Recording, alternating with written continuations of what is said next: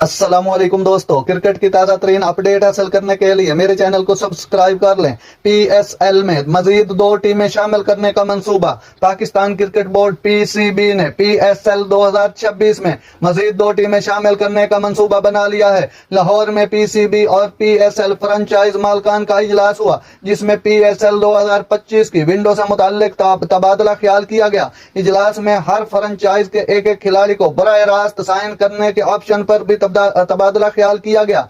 इजलास में बताया गया कि PCB पिशावर और कोयटा को PSL के मुमकिन वेन्यूज के तौर पर गौर करेगा। इन दोनों शहरों का माहौल साजगार और मुआविन होने से मशरूत है। इस मौका पर PCB हुकाम का कहना था PSL 2026 में मजीद 2 टीमें शामिल करने का मंसूबा है। PSL और IPL के अप्रैल मई के एक साथ विंडो में खिलाड़ियों और शायकीन को फायदा होगा। वाज़ेह रहे PSL में 6 टीमें शिरकत करती हैं। अगर मजीद 2 टीमें